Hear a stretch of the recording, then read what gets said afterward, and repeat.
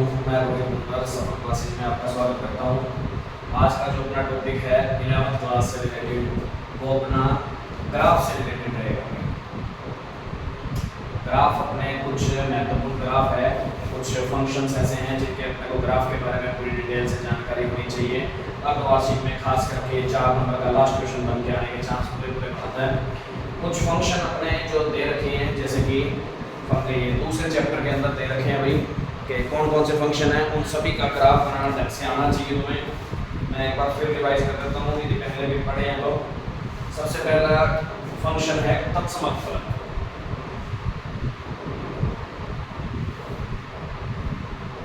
तत्समक फलन, अब तत्समक फलन को आइडेंटिटी फंक्शन बोलते हैं, ठीक है। और तत्समक फलन की डेफिनेशन क्या होती है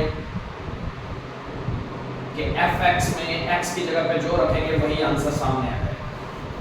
तो fx को अपने इन शॉर्ट में क्या बोलते हैं भाई, इन शॉर्ट में fx को y के बराबर लेके चलते हैं, तो y बराबर क्या आ गया, x आ गया। अब y बराबर x का मतलब क्या है, अपने एक सारणी बना लेते हैं ग्राफ बनाने के लिए x और y की। काफी सारे कुछ वैल्यू बना लो, अब के बाद 3 से काम ना चलाना बल्कि ज्यादा बना लेना कुछ। तो x का मान यदि मैं 1 रखता हूँ तो y का भी कितना आ जाएगा, x का मान 2, y का 2, x का 0, y का भी, x का -1, y का भी -2, तो -2, 3, 3 ये आएंगे। बस इसके अकॉर्डिंग अपने क्या कर देंगे, एक ग्राफ बना लेंगे।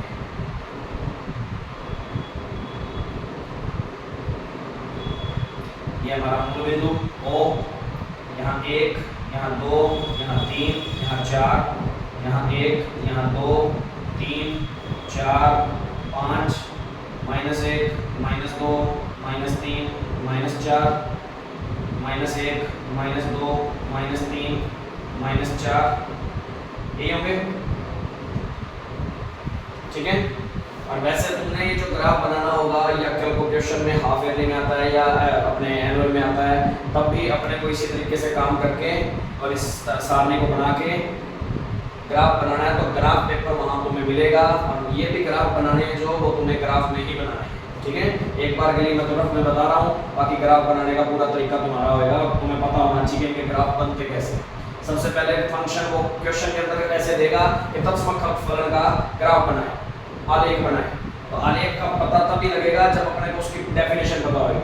तो तत्समक फलन की डेफिनेशन क्या होती है कि fx इक्वल में x, मतलब x के जो मान तुम रखते जाओगे वही मान अपने क्या आते जाएंगे, आंसर में आते जाएंगे। और fx होता कौन है, इन शॉर्ट में y होता है, क्योंकि ग्राफ बनाने के लिए अपने को y और x दोनों में वैल्यू चाहिए होती है, जानते हैं अपने, तो उसके हिसाब से, ठीक है। अब यहाँ 1 पर 1 मतलब ये बिंदु, 2 पर 2 मतलब ये बिंदु, 0 पे 0 मतलब ये बिंदु, -1 पे -1 मतलब ये बिंदु, -2 पे -2 मतलब ये बिंदु, 3 पे 3 मतलब ये बिंदु। मतलब ये चीजें जो भी आएंगी इस तरीके से अपनी जो भी ये जैसे भी रेखा बनेगी बिंदु सीधी आएगी। पहली बात तो क्योंकि ये रैखिक समीकरण है एक प्रकार से, क्योंकि x और y की घात कितनी है, एक ही है, तो ये रैखिक समीकरण है जो कि अपने 10वीं क्लास या अपने 9वीं क्लास में भी ऐसे ग्राफ बनाने इसके सीखे थे, ठीक है। तो ये इस तरीके से बिल्कुल लाइन जाएगी, प्रॉब्लम तो नहीं। ये तत्समक फलन का ग्राफ होता है, इसको नोट करना चाहो तो ढंग से करो दोबारा, यदि पुराना किया हुआ तो भी, नहीं किया हो तो भी। इसको आइडेंटिटी फंक्शन बोलते हैं, आइडेंटिटी फंक्शन, ठीक है ना। ऐसे बहुत सारे 3, 4, 5, 7 फंक्शन हैं जिनके ग्राफ तुम्हें पता होने चाहिए। इसकी वजह से आगे क्वेश्चन भी इजी हो जाते हैं कई चीज़ों में, और कई चीज़ों में अपने आगे और भी फायदा मिलता है, काफ़ी चीज़ों का फायदा मिलता है ग्राफ से।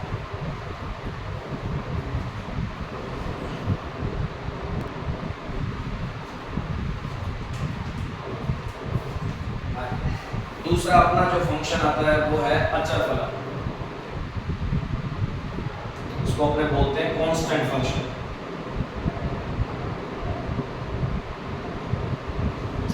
अचर फलन, इसकी डेफिनेशन क्या होती है कि x का कोई भी मान रखते रहो, आंसर एक फिक्स वैल्यू आएगी कोई ना कोई, चाहे x की वैल्यू 1 रखो, चाहे 2 रखो, चाहे 3 रखो, चाहे 4 रखो, -1, -2, -3, -4, कोई एक फिक्स वैल्यू यानी बस कि हाँ जैसे 2 है तो 2 ही आएगी हर, चाहे x की वैल्यू कोई भी चेंज करते हो उससे कोई फर्क नहीं पड़ने वाला, ठीक है। तो इसी तरीके से अपने क्या है, अपने इसकी बनाना चाहे तो डेफिनेशन तो सारणी बनाना चाहे तो इन शॉर्ट में दिमाग में रखना चाहो तो रख सकते हो।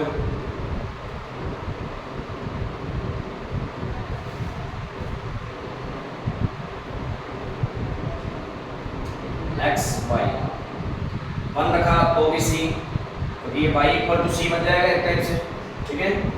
2 रखा तो भी c, 0 रखा तो भी c, -1 रखा तो भी c, 2 रखा तो भी c, -3 रखा तो भी c। इस तरीके से कोई भी फिक्स एक वैल्यू की आ रही है, इसको बोलते हैं अचर फलन। अचर का मतलब इसमें कोई भी चर राशि नहीं है, फंक्शन कोई चर राशि पर डिपेंड ही नहीं कर रहा, यहाँ पे x y है ही नहीं कोई भी, तो इसलिए वो फंक्शन कौन सा फलन होता है, अचर फलन को। अब इसका ग्राफ बनाएंगे तो कैसे बनाएंगे,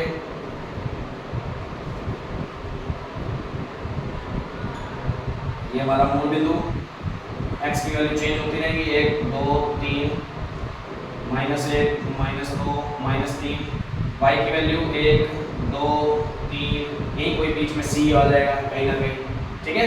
कोई भी c हो सकता है, कुछ भी हो सकता है, 1 हो सकता है, 2 हो सकता है, 3 हो सकता है, चाहे नीचे की ओर भी हो सकता है, कोई बड़ी बात नहीं है, -3 -2 -1 वो जैसे मर्जी बना लेना, तो भी कोई फर्क नहीं पड़ेगा, -2 -3 -4 इस तरीके से, ठीक है।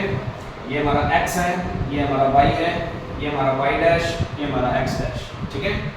अब ध्यान देना है 1 पर भी c, मतलब 1 पर भी यही बिंदु, 2 पर भी यही बिंदु, 3 पर भी यही, और 0 पर भी यही, और -1 पर भी यही, -2 पर भी यही, -3 पर भी यही।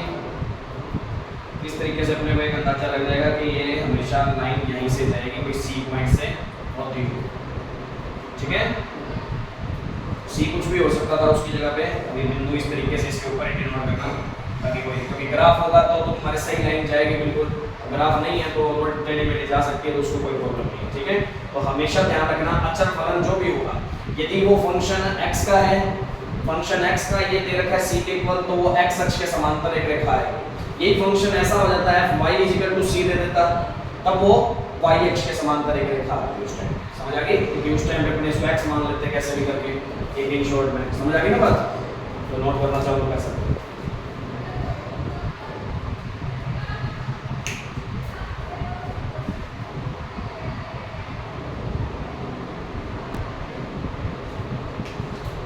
अब नेक्स्ट है भाई अपना स्क्वायर वाला फंक्शन, जिसमें सीधा डायरेक्ट है, इसके कोई अभी वो नहीं कह सकते, स्क्वायर फंक्शन बोल सकते हैं इसको, तो पद के अंदर ही आ गया कोई ना कोई और, ठीक है।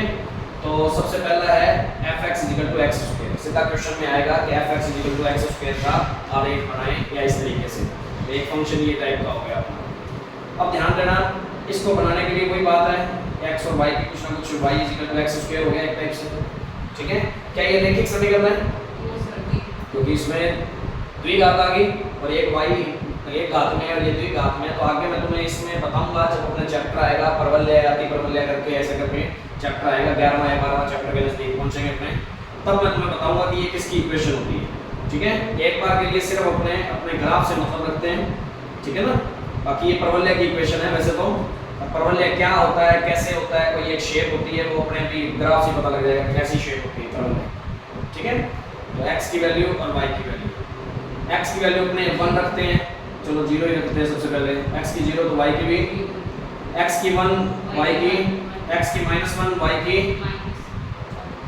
-1 रखते हैं, और -1 का स्क्वायर 1 हो जाएगा, ठीक है। और 2 रखते हैं तो 4, -2 रखते हैं तो भी 4, -3 रखते हैं तो 9, और 3 रखते हैं तो भी 9। इस तरीके से एक साथ ही बना लोगे। अब इसका ग्राफ बनाते हैं अपने,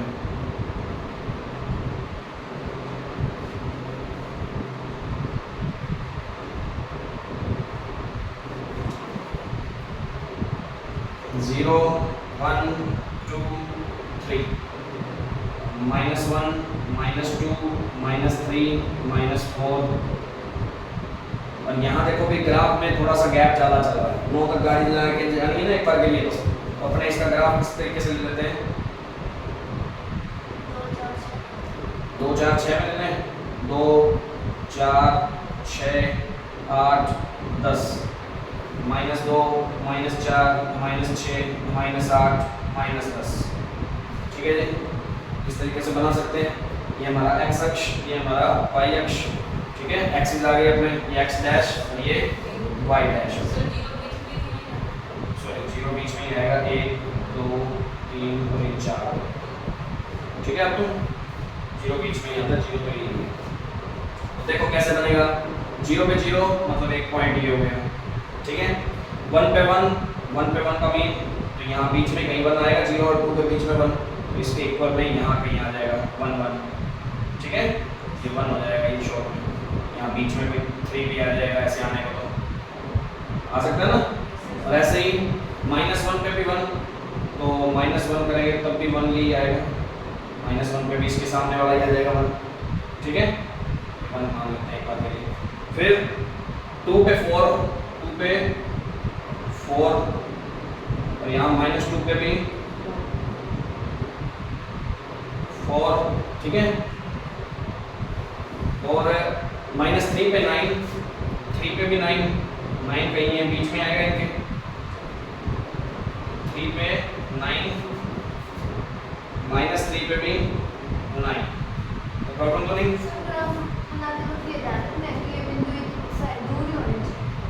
दूरी हो रही है अपने आप ही। ग्राफ में जब बना रहे होगे ना तब तो गैप सेम होता है। यहाँ तो अपने पर अंदाजा है, कभी गैप कम है कभी ज्यादा है, वहाँ तो तुम्हारा बिल्कुल सही आएगा, एग्जैक्ट ही बनेगा वैसे ही।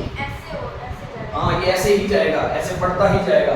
इस तरीके से ग्राफ इसका ऐसे इधर को बढ़ता जाएगा और इसका इधर को बढ़ता जाएगा हर बार, क्योंकि बड़े आते रहेंगे। 4 पे कितना आ जाएगा, 16 पे दूर पहुंचेगी गाड़ी में, तो इस तरीके से चलती जाएगी तो गाड़ी। इस हिसाब से ये ऐसे घूमता हुआ इस तरीके से ही बनेगा वैसे। अब सही मेरा ग्राफ जो है मैंने तो अपने रफ के अकॉर्डिंग तुम्हें बता दिया, वैसे नॉर्मली देखा जाए तो एक ग्राफ बिल्कुल इसी तरीके से ही जाएगा, ऐसे करते हुए ऐसे ऐसे ऐसे आगे की ओर। और ये वी शेप में नहीं आएगा, यहाँ से राउंड शेप होएगी इसकी ऐसे। ठीक है, और ये तो अब थोड़ा सा ऐसा है, रफ में बना रहे हैं तो थोड़ा सा ऐसा फील हो रहा है कि हाँ भाई ऐसे ही जा रहा है।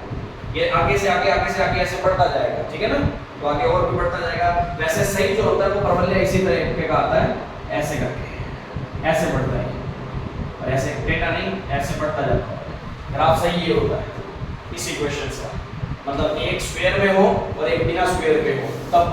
ठीक है, इसी में भी 4 इक्वेशंस बनती है वैसे तो, वो आगे आइडिया परवलय में तुम्हें सही तरीके से बनाना आना चाहिए उसी का, इस तरीके से होता है।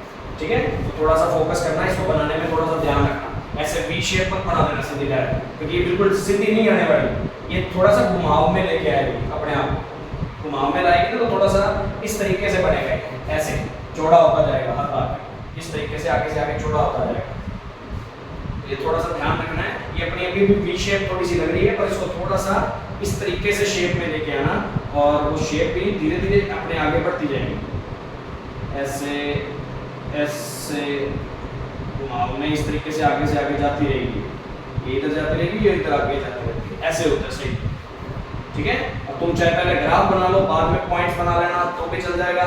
ठीक है, पर यदि अपने ग्राफ में बना रहे हैं तो अपने ये गलती होने के चांस नहीं है, बिल्कुल आराम से आसानी से बन जाएगा उसको। ठीक है ना, तो इसको परवलय बोलते हैं। वैसे तो परवलय की इक्वेशन है एक टाइप से, तो इसको बनाओ तो थोड़ा सा ध्यान से बनाना। ये बिल्कुल स्ट्रेट लाइन में नहीं आएगा, ये ऐसे घुमाव में ही आएगा हमेशा। ये तो अपना ग्राफ में थोड़ी सी ऐसी दिक्कत है क्योंकि अपने रफ में बना रहे हैं। करो नोटिस को।